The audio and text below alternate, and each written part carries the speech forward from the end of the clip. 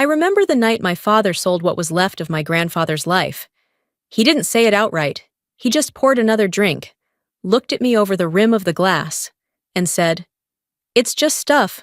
Veronica, don't make it bigger than it is." But it wasn't stuff. It was the only thing my grandfather ever asked me to keep safe. The last piece of him that still smelled of oil and salt air. I'd spent years pretending that my father's carelessness was just a flaw, not cruelty. That his indifference was easier to bear than his disappointment. That night, something inside me cracked. Not loud, not sudden, just final. The kind of silence that comes when you realize the people you've protected your whole life would trade your loyalty for convenience without blinking. I didn't argue. I didn't cry. I just watched him pour another drink and thought, all right then. If he believed honor could be sold, he was about to learn how expensive it really was. The air in Tucson carried that dry hum of early summer, the kind that makes every sound sharper, more final. I parked in front of the old house and stood still for a moment, staring at the porch where the paint had started to peel.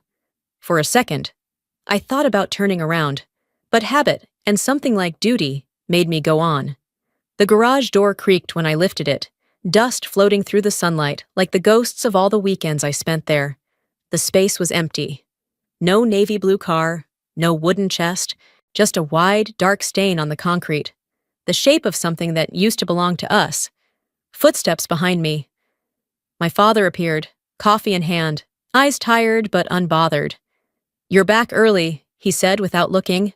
"Where's the car? Sold it." I stared at him, waiting for the rest of the sentence that would make sense of it. It never came. Ryan needed the money. He's marrying into the Whitmore family next month. We had to show we're serious. I couldn't feel my legs.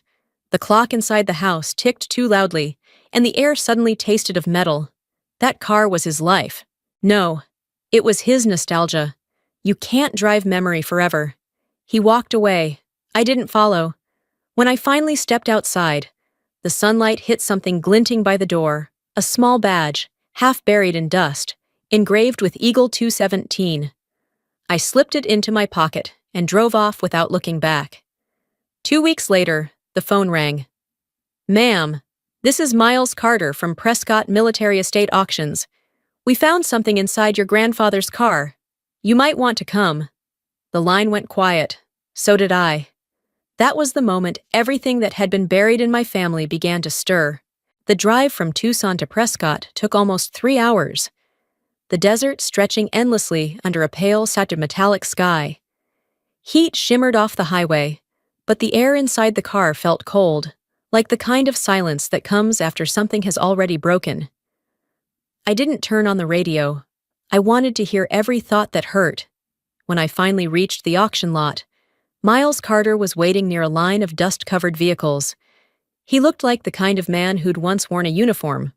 Tall, still, the quiet kind of steady. The edges of his gray hair caught the sunlight as he nodded toward me. An unspoken greeting shared between people who had both carried orders they never agreed with. He led me through the back toward a dim storage building. There, under a half-open skylight, was my grandfather's navy blue car. The paint had dulled, the chrome gone matte, but the shape of it still held something proud. I stepped closer and placed my hand on the hood. The metal was cold enough to sting. Miles handed me an envelope, old and frayed at the corners. "If this car ever leaves our hands without your say-so, look under the seat." The handwriting was unmistakable, my grandfather's, neat and sure, like he was still giving orders from another time. I pulled the seat forward, the leather splitting under my fingers. A small wooden box was wedged deep beneath the frame. The grain was smooth, darkened with age, engraved with an eagle in mid-flight, and the initials T.H. I set it on the hood, my pulse too loud in my ears. Inside were 3 things: a silver pilot's insignia, a black and white photograph of my grandfather with a group of Allied airmen, and a small folded slip of paper that read, "Eagle Ledger, never surrender it." Miles leaned closer, his brow furrowing. "Eagle Ledger," he murmured. "That's from a classified Air Force file. Missing pilots, 1945. It disappeared after the war. I looked at him, unsure whether to breathe or run. He added softly, "Your grandfather might have been its last keeper." The word keeper hit deeper than it should have. I turned the photo over in my hands, feeling the dust lift into the light. The carved eagle on the box glowed under the afternoon sun, wings spread as though it still remembered what it was meant to guard. And somewhere between the light and the silence, I could almost hear his voice again. "If the world forgets, you remind it quietly." I took the box home. The house felt smaller than I remembered. Quiet, stale, stripped of warmth. My father sat at the kitchen table, reading the paper, the light reflecting off his glass of scotch. I set the box down between us. "What did you sign to sell it?" I asked. "The contract?" "Why?" he said without looking up. "It has my name on it." He finally glanced at me, jaw tight. "You were always sentimental. I knew you'd make it hard." My chest tightened. "You forged my signature." He didn't hesitate. "I protected this family. You wouldn't understand." My voice came out low, shaking but cold. "You didn't protect it. Dad, you erased it." Ryan walked in, laughing, holding his glossy wedding invitation. "Come on, sis. Don't ruin this. It's just a car." I stared past him, at the framed photo of my grandfather in uniform. Steady eyes. That quiet dignity that no one in this room seemed to inherit. Then I left, taking the box with me. That night, I drove to Flagstaff and unlocked my grandfather's old apartment. The smell of machine oil and old paper greeted me like memory itself. I turned on his desk lamp, the light soft and amber, and opened my laptop. My name appeared on the sales documents, written perfectly, forged completely. The truth sat there on the screen like a wound that wouldn't close. I called Miles. He answered on the first ring and sent me a scanned copy of the original record. At the bottom, a line had been crossed out in pencil. "Property under historical review. Hold."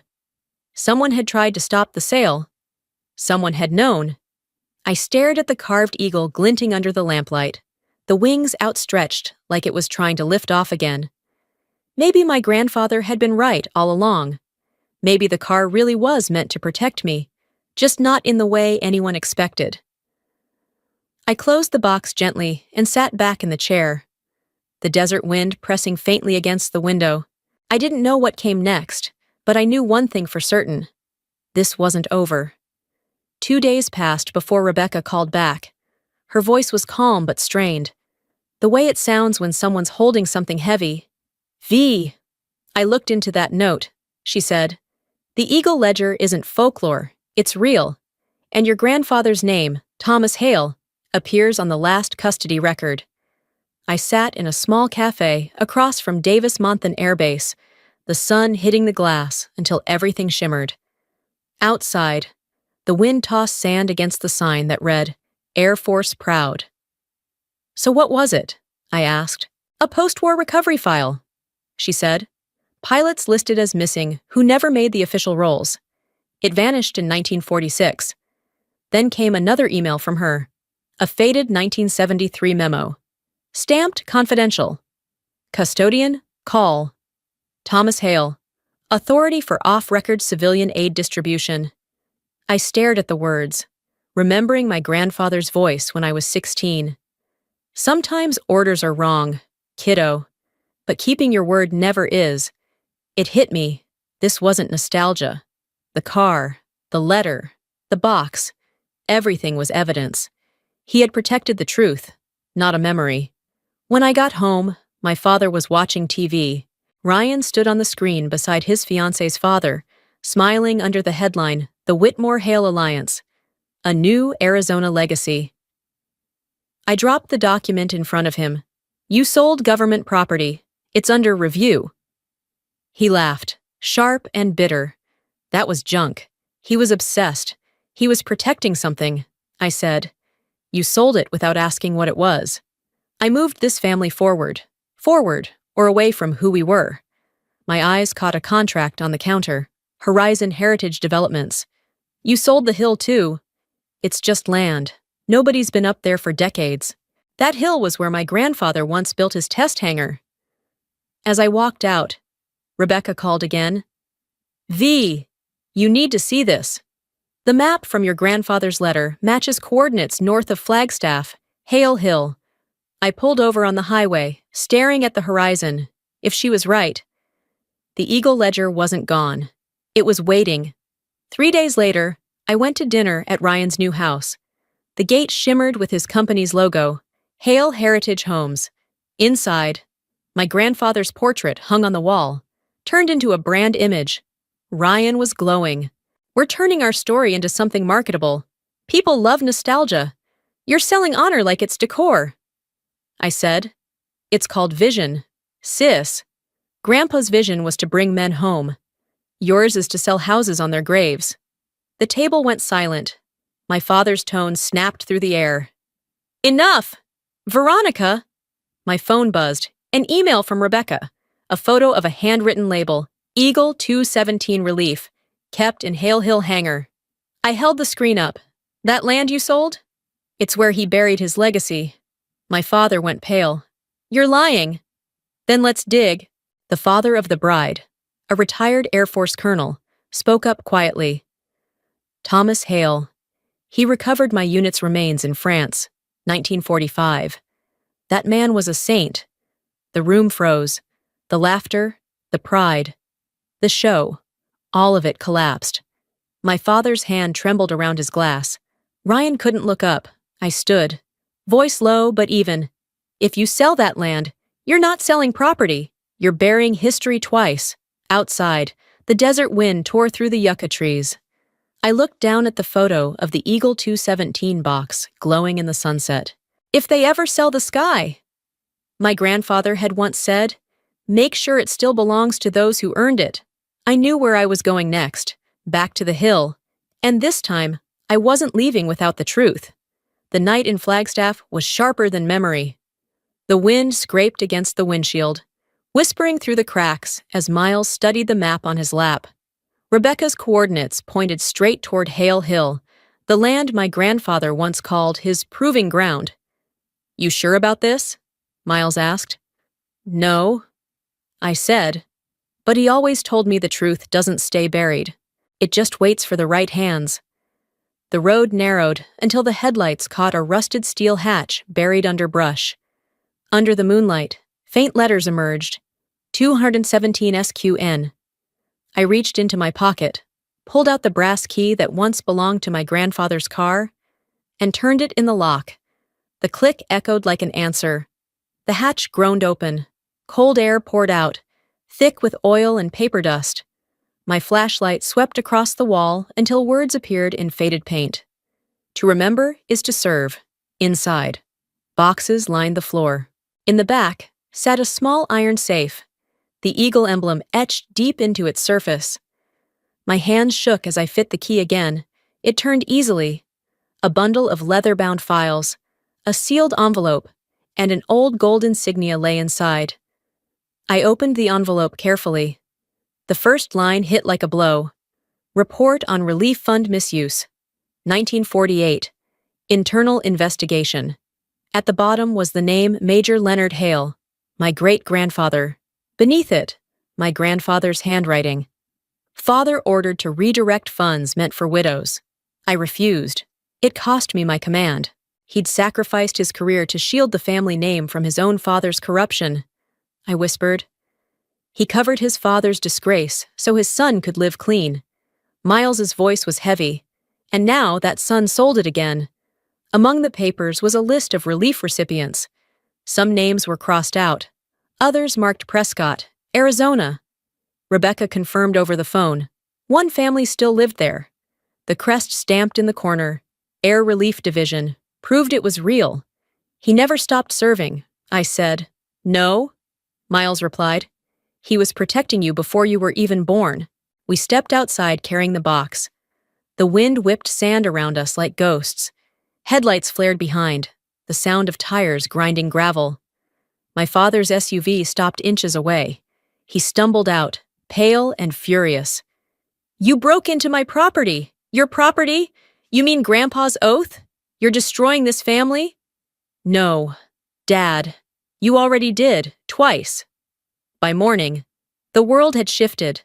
My phone buzzed nonstop. Local police, reporters, messages I didn't read. My father had accused me of trespassing and theft. By noon, the footage spread everywhere. Me in handcuffs beside a blue vintage car. Former Air Force engineer accused of stealing her own family's history. At the station, I waited in silence until Miles walked in, holding a USB drive. The detective pressed play. My grandfather's voice filled the room. Rough, distant. If sold, call her. She's the rightful one. The room fell still. A few minutes later, they released me. Outside, the desert sun burned high. Rebecca called. The Department of Heritage wants an immediate review, she said. They think you found something that could reopen the Relief Fund project. Relief twisted with anger inside me. The truth was surfacing, but my family was collapsing beneath it. That night, I sat by the lake near my grandfather's old place. I unfolded his final note from the wooden box. If you find this, it means someone forgot what it costs to protect a name. Don't fight them with anger. Fight them with truth, because anger burns fast. Truth endures. I read it again and again until the words blurred. Then another call came. Federal agents confirming the sales were void. The land. The car. All illegal. But the media had already latched on. The Hale family caught in defense heritage scandal. Ryan called last. His voice cracked. They're canceling the wedding. V! Dad's losing everything. Just stop. It's not me, I said quietly. It's the truth finally catching up. When the call ended, I looked up. Stars glimmered across the ridge, cold and far away. Tomorrow was the wedding, and I'd be there, not for revenge, but to bring honor home. The Sedona sky burned gold, the cliffs glowing like embers. Ryan's wedding unfolded in polished perfection. Crystal glasses, pressed uniforms, the Hale name woven into every toast. They called it legacy. I called it theft. I walked through the gates in my Air Force blues. Conversations faltered. My father froze, the practiced smile fading from his face. Veronica, don't do this here. This is exactly where it belongs. Dad. I stepped to the stage, the microphone trembling slightly in the host's hand. I held up a sealed envelope stamped with the Air Force Heritage insignia, and the wooden box engraved Eagle 217. Before this wedding celebrates a new legacy, I said, let me tell you about the one that was sold for it. The room stilled. My father sold my grandfather's car to fund this event. Inside that car was a classified record. The Eagle 217 Relief Project. I opened the box. The light struck the word honor. My grandfather's letter lay inside. Honor isn't in medals or money. It's in what you keep when the world tells you to sell. You didn't just sell a car, Dad. You sold his oath. The bride's father, a retired colonel, stood and saluted. Then another, and another. The room fell silent. My father's glass slipped, shattering. I didn't know. He whispered. You never asked. I closed the box. It's over. The truth is home now. 2 weeks later, the national headlines carried one name. The Hale Files. Hidden wound, relief ledger recovered. The Department of Air Force Heritage, in cooperation with the Smithsonian, confirmed the Eagle ledger was authentic. They invited me to Washington for the official transfer ceremony. The hall was bright and still, light reflecting off the polished floor and the restored navy blue car that once sat in my grandfather's garage.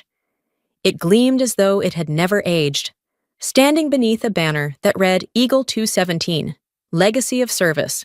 Across the room, my father stood quietly, his posture small in the glow. The pride he'd always worn had fallen away. When he finally approached, his voice was rough, dry as dust. I read the letters. He said, I thought I was saving us from being stuck in his shadow. You weren't saving us, Dad, I said softly. You were selling the only thing that made our name worth keeping. He bowed his head, eyes wet, shoulders trembling. I reached into my bag and pulled out the old pilot's watch, the one he'd once sold, now bought back. It's his, I told him, and now it's yours. Try to keep time right this time. The second hand ticked to 12, a thin glint of light flashing across his eyes. For the first time, he looked humble. Ryan appeared then, pale but calmer. They canceled the wedding, he said quietly, but the museum wants to name a hall after Grandpa. Maybe that's how the Hale name will finally mean something again. When the ceremony began, my father did something I didn't expect. He asked to speak. His voice shook but didn't break. I sold my father's car thinking legacy was something we build for ourselves, but it's what we protect for others. My daughter taught me that. The room rose to its feet, the applause echoing like wind through hangar doors. I didn't cry. I stepped forward, laid my hand on the car's smooth hood, and whispered, barely loud enough for anyone to hear, "Welcome home, Chief." A year later, winter in Tucson felt clearer than I remembered. Air sharp, sky endless. I stood at the memorial for the missing airmen, a folded letter in my hand addressed to the Air Force Heritage Outreach Program. If anyone asks what honor looks like, tell them it's not in medals or speeches. It's in the quiet choices that outlive you. In the museum nearby, my grandfather's car gleamed under soft light, part of the new exhibit, Eagle 217, Silent Wings of Honor. A small plaque read, "In memory of Colonel Thomas Hale. Honor carried forward by Veronica Hale." My father stood behind me, hands in his pockets, gaze lifted toward the display. He didn't speak, and he didn't have to. His nod was apology enough. I left the museum and drove west through the desert. The sunlight spilled across the windshield, glinting off the brass key engraved A. I held it tight, smiling. You were right, Grandpa. The car did protect me from forgetting. The horizon blazed silver, jet engines echoing overhead. My heartbeat matched their rhythm. Honor doesn't die with those who carry it. It lives on in those who keep their promise.